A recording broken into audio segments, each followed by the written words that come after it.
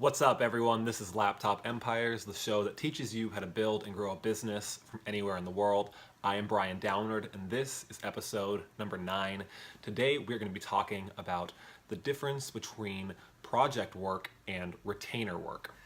So, real quickly, let's talk about my story and how I kind of got to where I am today. 6 or 7 years ago, I started making iPhone apps, and we had to go project to project, and we would charge whatever we thought was appropriate for that client per project.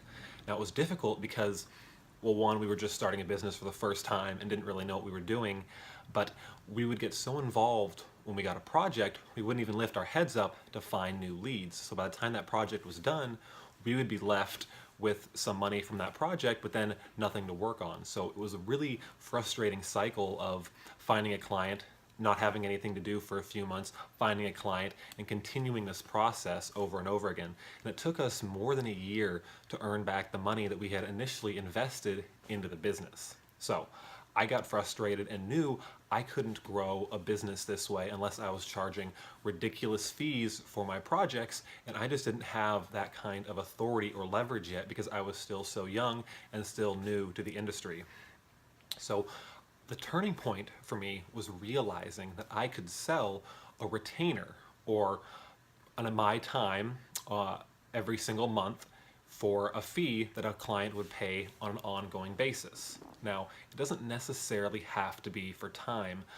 This is where a lot of people get caught up and they like to charge based on the amount of time they work. And what I like to do instead is what's called value-based pricing, where you just charge a flat rate and it's up to you to get the work done that's promised regardless of how much time it takes you. Now, this is really important because you can scale up a business a lot easier this way when you know exactly what you're going to be doing for each client and how much they need to pay you to have that done, so you can sub that out to people potentially in the future as you're growing. But back to my story. So I realized I could sell retainers. So I had some clients who I had done work for, or leads that were interested, or I had been pitching them iPhone apps. And I said, hey, instead of an iPhone app, why don't we do this instead? And I can do content marketing and social media for you on an ongoing basis. And this was a big change in my business because now I was earning money consistently every single month. I was actually able to leave school and stop delivering pizzas for my side job and pursue my business full time. So I really, really want to implore that if you are selling your expertise, try to transition away from project-based work if that's what you're doing. When you can go on to retainer projects and get paid every single month consistently, that's when you're going to really see that shift in your business. So some quick examples. Project work are anything like iPhone apps, like I mentioned, websites, and especially design work. If you're doing an infographic or video work, those can be dangerous because you're going project to project, like I was suggesting earlier, only making a few $100s there or a few $1,000s there, and that's not going to be able to build you a business that is sustainable. But retainer work are things like email marketing or content marketing, the creation process and the promotion process on an ongoing basis, social media management, where you're managing someone's community, making posts and engaging with their fans. There's social media advertising, like Facebook and Pinterest, LinkedIn. There's Google's pay-per-click advertising, lots of different places where you can, on an ongoing basis, do services for a client. Now, I'm specifically talking about the marketing space here, but if you are, say, in a different industry, then there's a million different ways you could offer a retainer instead of just project work. Now, how about a crazy example, totally unrelated to marketing, and say the landscaping niche?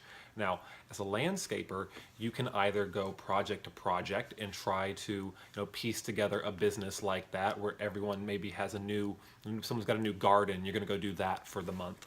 But if you can get people to pay you every single month to keep coming back, that's a way to get consistent, reliable income in your business. So it doesn't matter what industry you're in. I'm sure a lot of you are going to be in the tech and online space watching this video, but just in case you're not, this does work for different service-based industries, all right? So, real quickly too, anything that could be a subscription.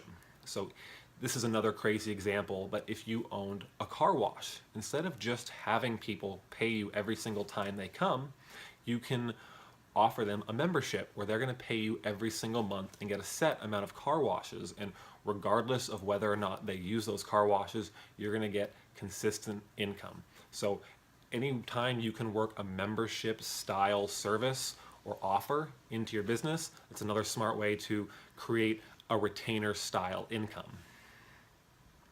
All right, cool. So let's break down a couple of my favorite tips that you can use to get more retainer-based clients and keep them happy. So tip number one is you want to do projects that lead to retainers. Now, I used to make a lot more websites than I currently do. Nowadays, I will only take on a website project if I know without a doubt that that is going to lead to a retainer. So what I always do is say, hey, we're going to do your website, going to get a makeover, but with this new website, we of course want to do ABC with it, whatever this client potentially could need. And you plant that seed and already get the opt-in or the yes from them before you ever start the website project that they're going to be interested in wanting to continue the relationship. Now, as an example, I just finished a website for an insurance company out in my hometown, and they said before we even got started on the website that they were for sure going to do Facebook advertising after the website was done, and they were going to choose me to work with them on that. So I knew before I started it that I was going to get a different and better, not a different and better, but we'll be doing different work for them and receive more money on a consistent basis, which is much better for my business than have just done the website and then moving on to the next project. So here's another key, is you want to set expectations early and you want to set them often. It's really easy to get taken advantage of if you're on someone's payroll and they're paying you consistently. They can start to ask you to do things that you might not necessarily want to do. So make sure you set those expectations early so they understand what you'll be doing and there's no confusion. And then if they ever try and step out of those boundaries, just politely remind them of what you've agreed to when you first started working together. So this is another really great tip. You want to introduce upsells to your clients. Now, it's way easier to sell to your customers and clients that you already have versus trying to pitch and find new leads. So what I did with one of my very first clients who put me on retainer, they started us off at $1,200 per month.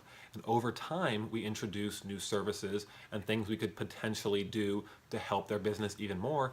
And now we have them at a $4,000 per month retainer. So you can work your clients up as long as you're providing value, delivering on what you promised for the first thing they're paying you for. You can introduce other things you do that would increase your retainer and increase your income. So another tip for selling retainers, and we talked about this in a previous Laptop Empires interview with Will Blunt on productizing your services. You want to make it really clear cut what you're offering. You're going to do ABC for X amount of dollars.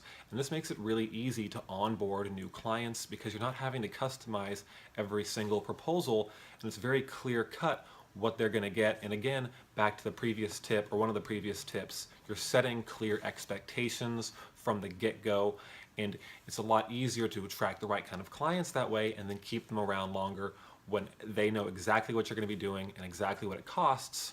So make sure you have that defined, and it doesn't have to be necessarily on your website, even though I recommend that. I personally am working on getting my proposal for these retainer services, pieces of that are important on to my website so I can pitch it on there as well to potential clients. All right, now this is a big tip. You want to identify brands who are already spending money on advertising. So that can be Google pay-per-click. You can find them on the Google on search results on the side or on the top, on Facebook, in magazines, radio. You have to identify brands that are already spending money on advertising because it's really difficult to convince a brand or a small business who isn't spending much money on advertising to start spending it with you.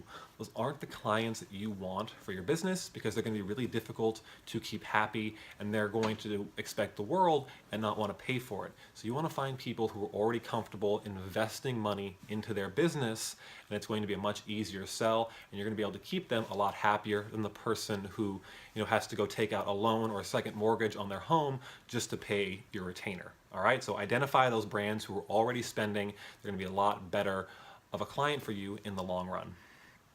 So here is a quick bonus tip for finding retainer work. You can partner up with other agencies and consultants. Now, I've got a friend, Doug Carr, out in the Midwest who runs a large agency, and they don't do much Facebook advertising, but that's something that I've been specializing in recently. So through conversations I've had with him, we've teamed up on other projects in the past for his blog and mine.